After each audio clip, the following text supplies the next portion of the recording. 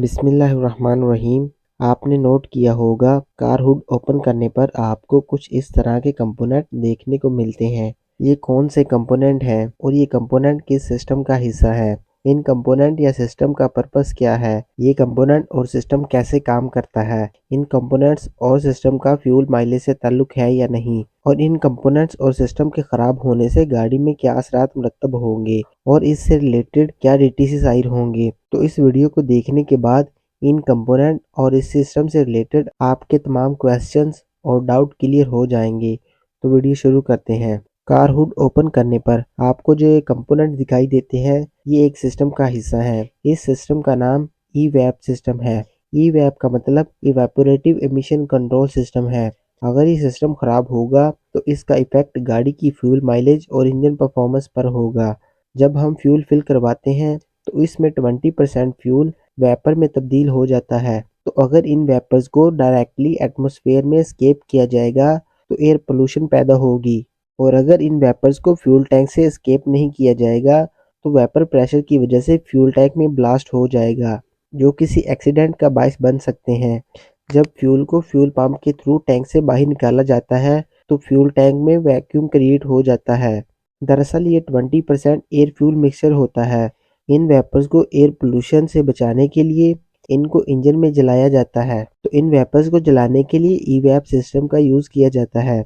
ई-वैप के कंपोनेंट्स में fuel tank lid, charcoal canister, fuel tank pressure sensor, purge valve, purge flow sensor और roll over valve है। Fuel fill करवाने पर 20% fuel vapours में तब्दील हो जाता है। तो ये वेपर्स एटमॉस्फेयर में एस्केप ना हो तो फ्यूल लिड इनको फ्यूल टैंक में लॉक कर देता है। अब इन वेपर्स को एस्केप किया जाता है तो फ्यूल टैंक पर एक रोल ओवर वाल लगा होता है। रोल ओवर वाल से पाइपलाइन प्रेशर कंट्रोल वाल से कनेक्टेड होती है। प्रेशर कंट्रोल से पाइपलाइन चारकोल कनस्टर में जाती है।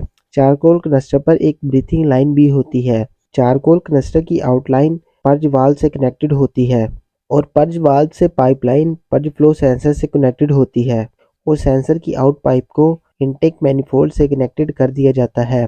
इनटेक मैनिफोल्ड पर ऑलरेडी मैप सेंसर लगा होता है जो इनटेक मैनिफोल्ड में बनने वाला प्रेशर काउंट करता है।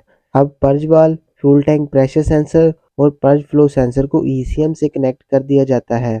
ECM fuel tank pressure sensor की रीडिंग से फ्यूल टैंक में मौजूद प्रेशर का अंदाजा लगाता है। गाड़ी स्टार्ट होने के बाद ईसीएम पर्ज वाल को ओपन करके वेपर्स को इनटेक में एस्केप कर देता है। गाड़ी बंद होने की सूरत में वेपर्स प्रेशर कंट्रोल वाल्व में जमा होंगे।